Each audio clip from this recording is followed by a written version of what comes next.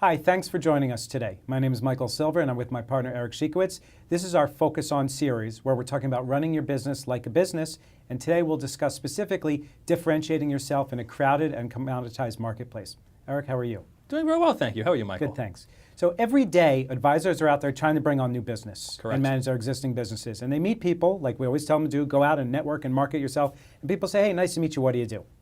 And all the time, as you know, we're talking to advisors and we tell them whether they're 3 months in business or 30 years as an advisor, and we'll say, what do you do? And they say, well, I'm a financial advisor. Some people still say stockbroker. They do, as long as they don't say stock jockey. Right. But the point is, they need something different. There's so much competition, so commoditized today. And I know, and I always tell the story, that if we're standing in the center of any metropolitan area, and we have a good throw with the rock, we could hit so many different firms, whether it's wirehouses, regionals, independents, RIAs. There's so many people concentrated, and firms are hiring again. So it's so important more than ever to differentiate yourself with so many people vying for that same share of wallet for your clients. Well, how many people, latest research reports, how many advisors out there? What I read, about 325,000 and growing. That's a lot of advisors. So, a lot of competition, absolutely.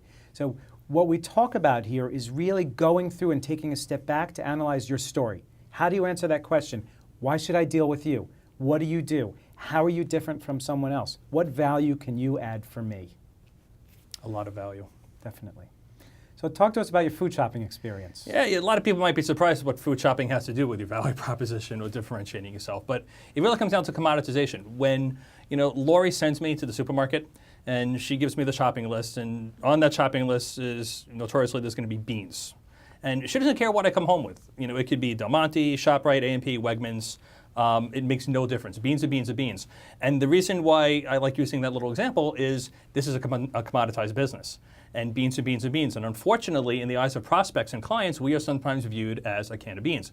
Why should somebody do business with us? I could go to any wirehouse, I could go to any advisor, I could go online. You could do it yourself, right? Right, you could do it yourself.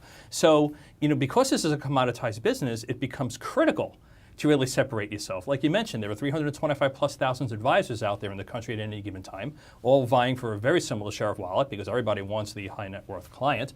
So because of that, you really have to try to disengage yourself from the commodity and figure out how you're going to stand out. So if there's 3 cans of beans, how are you going to be that can of beans that just is completely different from all the other cans of beans that are out there? Fancy label and different color. Absolutely. And because we have the beans and we have this commoditized situation, it really comes down to how do you then develop the recipe for the value proposition. So tell us about the recipe. Right, well, thanks for going food shopping. I'll take those ingredients, and what we do is we put that into the value proposition recipe.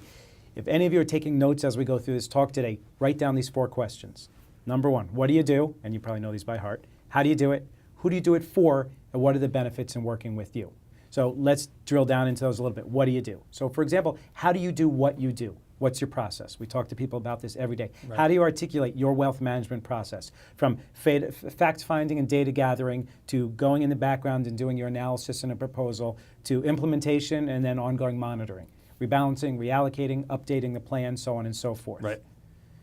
From there, once we know what you do, who do you do it for? What's your target market? What's your niche? And what your favorite line about retirees? Retirees are not a niche, Michael. And why so? Well, because it's too broad. To say retirees, goodness knows how many retirees that are out there. So if you need to think about the niche that you want to go into. So if you want to talk about niches, retirees is not a niche. If you said retired orthopedic surgeons, now we're getting nichier.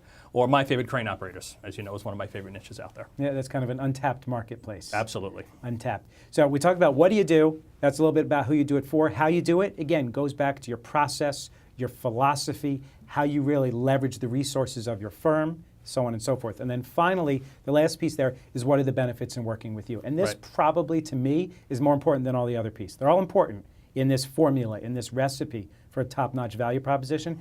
But this is the softer side, and this is what should hit home with people. So again, why work with you? What are the benefits in working with you? Key phrases: peace of mind. You can sleep better at night. What about playing better golf? We help people play better golf, and we tell advisors, go play golf as a single. They say, what do you mean? Well, go play golf with 3 strangers. You'll spend 3 to 4 hours, and at some point they're going to say, what do you do? Say, I help people play better golf. And they'll say, well, you're a hack. What do you mean? You're not a golf pro? Well, actually, I'm a partner in a wealth management team. Our job is to let our clients go have fun, do what they're good at. Go practice your golf game. Go see your grandkids. Know we're in the background managing the money. So you can also use that in your value proposition as a sports analogy, saying, when it's time to hang up the spikes, we want to make sure that your income is replaced. So with that, I'll let you introduce the next topic for us. Absolutely. Seems like there's a lot of value in having a really good value proposition. No doubt. So everybody, thanks for listening today, and we look forward to you joining us for our next segment, which will be on roles and responsibilities.